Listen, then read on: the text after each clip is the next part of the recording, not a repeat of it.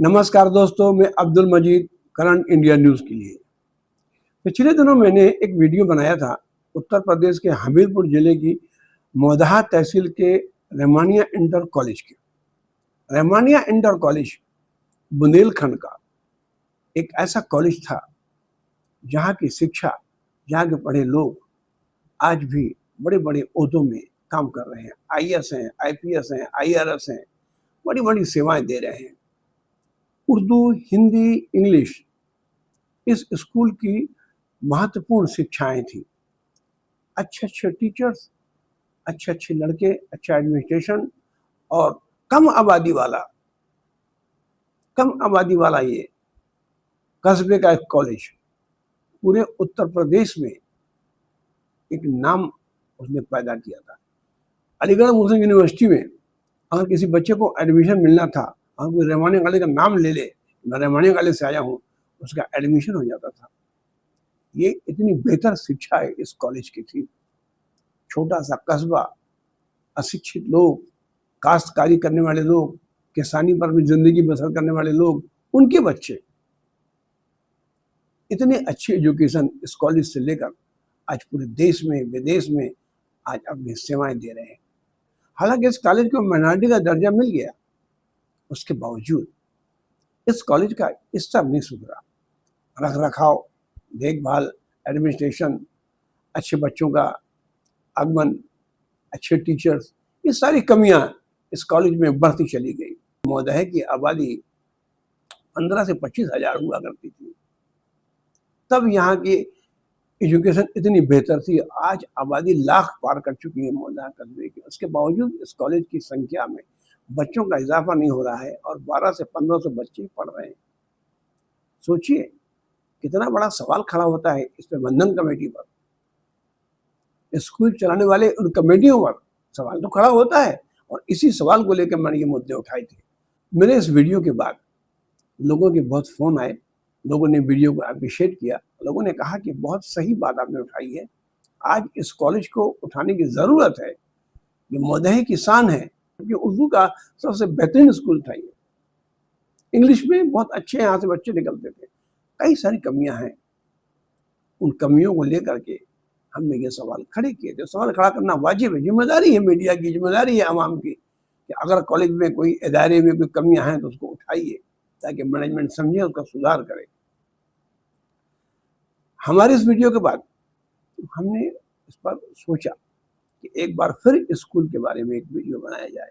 हमने वीडियो में सबसे पहले मौदाहा के एक टीचर आरिफ खान उर्फ संजय, ये कोचिंग सेंटर चलाते हैं और एक अच्छे टीचर हैं। इन्होंने रहमानिया कॉलेज की कमेटी के खिलाफ 2016 से लगातार शिकायतें, कंप्लेन लिखा पढ़ी की है और विवाद खड़े किए हैं। हमने इनसे फोन से बात की कि आपने जो कॉलेज के बारे में, रहमानिया इंटर कॉलेज के बारे में जो आपने शिकायतें की हैं, उसका कारण क्या है और क्यों शिकायतें करते हैं आप? तो उन्होंने बताया कि 2016 में हमने जो शिकायत की थी आर्थिक अनियमितताओं की, उसकी फर्म सोसाइटी सब रजिस्ट्रार झांसी ने इसकी जांच की थी और उसमें वित्तीय अनियमितता, गबन और अपनों को लाभ पहुंचाने जैसे आरोप साबित हुए थे और इनको दोषी माना गया था। इनके पास कोई जवाब नहीं था। हमने संजय से पूछा कि अनियमितता के साथ साथ और क्या शिकायतें हैं आपके इस कॉलेज के बारे में? उन्होंने कहा कि इंटर कॉलेज जो होता है वो जिला शिक्षा निरीक्षक, विद्यालय निरीक्षक जो हमीरपुर है, उसके अंतर्गत आता है और इनमें सर्व समाज समिति का एक चुनाव होता है। 2007 में सफी साहब ने 3 साल के लिए अनुमति मांगी थी, लेकिन अनुमति नहीं मिली थी। और जब अनुमति नहीं मिली चुनाव की, सर्व समाज कल्याण समिति की चुनाव जब अनुमति नहीं मिली तो आपने टीचरों की भर्ती कैसे कर ली? चलो टीचरों की भर्ती कर ली, लेकिन आपने आज तक चुनाव नहीं कराया। 2026 हो गया। ये शिकायतें हैं इस कॉलेज की।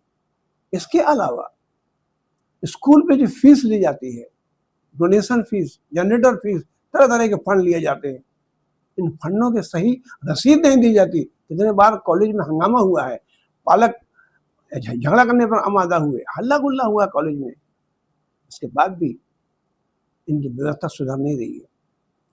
ये जो डोनेशन लेते हैं, फंड लेते हैं, उनकी रसीद देना चाहिए पालकों को, और हर साल में एक बार अपने आवक जावक का प्रकाशन करिए ना, आवाम को बताइए कि हमारे एक साल में हमने इतना कमाया और इतना हमारा खर्च हुआ, इतने बच्चों पे खर्च हुआ, बताइए ना लोगों को। संजय कहना है ये सब नहीं बताते, अगर इसका शिकायत करो तो हम दुश्मन हो जाते हैं, कोई अगर कंप्लेन करता है उसे दुश्मन समझते हैं। सवाल यह है कि ये कॉलेज आवाम का है और आवाम से हर चीज छुपी नहीं होनी चाहिए। नए जो इनके मैनेजर बने हैं ज़की अहमद साहब, सफ़ी अहमद साहब के साहबजादे हैं, ये पेशे से एडवोकेट है, हाई कोर्ट सुप्रीम कोर्ट के एडवोकेट है, पढ़े लिखे हैं और अच्छी सोच रखते हैं। हमने इनको फोन पर बात की, हमने इनसे पूछा कि ज़की अहमद साहब, आप जो मैनेजर बने इस कॉलेज के, इस कॉलेज की चुनौतियां क्या है, इस कॉलेज का विस्तार योजना क्या है, और इस कॉलेज का जो शिक्षा का स्तर है उस पर क्या कहते हैं आप। तो उन्होंने कहा कि बिल्कुल मैं मानता हूं कि यहाँ का शिक्षा का स्तर थोड़ा कमजोर है, हम इसको उठाएंगे, हम कोशिश कर रहे हैं कि यहाँ बेहतर स्कूल बने, बेहतर शिक्षा यहाँ दी जा सके। रहा सवाल चुनौतियां का, तो हमारे पास चुनौतियां बहुत हैं, हम इस चुनौतियों का सामना करने के लिए तो आए हैं और हम कोशिश करते हैं कि हम स्कूल की जो चुनौतियां हैं, जो कमियां हैं, जो दिक्कतें हैं, हम उनको हल करें और एक बेहतर कॉलेज बनाने की कोशिश करें। हमने उनसे पूछा कि आपके कॉलेज की फाइनेंशियल पोजीशन क्या है, आपकी आय का स्रोत क्या है, क्या स्थिति है आपके फाइनेंस की। उन्होंने कहा कि फाइनेंस पोजीशन बहुत खराब है, हमारी जो आय के स्रोत हैं उनमें पैसे नहीं आ रहे हैं, हमारी जो कॉलेज की दुकानें हैं उनके पैसे नहीं आ रहे हैं, हमारे जो तालाब है उसका पैसा नहीं आ रहा है, खेती में ज़्यादा पैसा नहीं आ रहा है, कई कमियां हैं, हम उसको धीरे धीरे हल कर रहे हैं और कोशिश करेंगे कि फाइनेंशियल पोजीशन ठीक हो जाए। और इसमें समय तो लगेगा, लेकिन हम कोशिश कर रहे हैं कि आपको रिजल्ट दें। हमने उनसे पूछा कि आपकी कमेटी में कितने लोग हैं और इस कमेटी में कैसे कैसे लोग हैं, कितने पढ़े लिखे लोग हैं।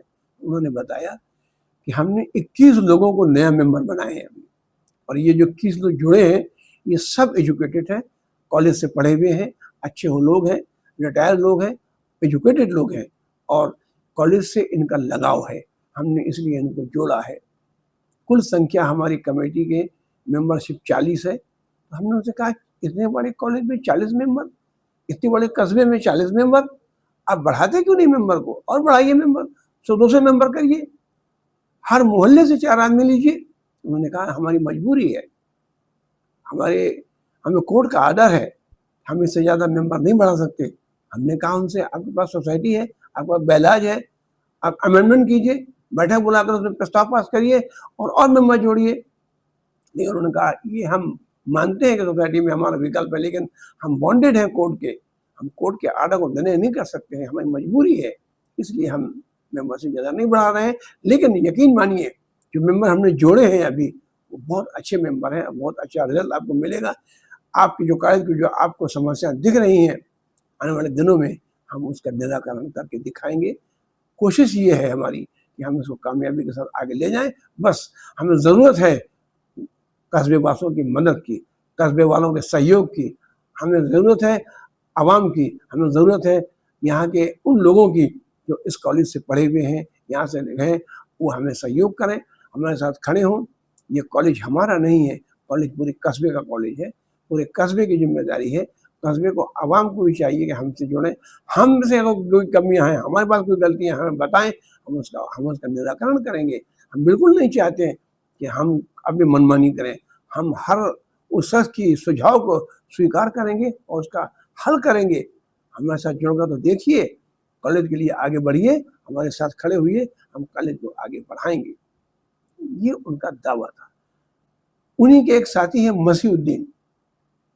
हमने उनसे पूछा आप बहुत एक्टिव हैं जब से आप जुड़े हैं, क्या कर रहे हैं आप, क्या क्या कमी दिख रही है आप कॉलेज में। तो उन्होंने कहा कि कमियां बहुत हैं और स्कूल के बहुत सारे ऐसे कमियां पड़े जिसमें दरवाजे नहीं थे, खिड़की नहीं थे, हम उसमें लगवा रहे हैं, ठीक करा रहे हैं और कॉलेज की हालत बहुत ख़राब है। इसको सुधार कर रहे हैं और फंडिंग की बहुत ज़रूरत है, पैसे नहीं है कॉलेज में, तो इसीलिए हम लगे हुए हैं कि हमारे आय का स्रोत है, दुकानों के किराए हम ले लें, अपने जो हमारा कॉलेज, हमारी जो तालाब है उसके जो पैसे बचे वो हम अपने, कई चीज़ें हैं हमारे सामने, धीरे-धीरे हल होगा, एकदम से तो नहीं होगा, लेकिन हम कोशिश कर रहे हैं कि हम कॉलेज को बेहतर शिक्षा दें, कॉलेज को बेहतर नए रूप में बनाएँ, ऐसा हमारा मकसद है।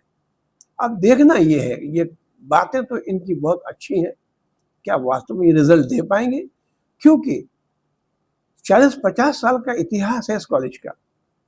इस कॉलेज ने कभी तरक्की नहीं की, उसी ढर्रे पे चलता रहा है और आज भी चल रहा है। अब आगे इनके जो संकल्प हैं, इनको जो इरादे हैं, इनका जो मकसद है, इनकी जो लगन है, वो कितनी कामयाब होती है, वो वक़्त बताएगा।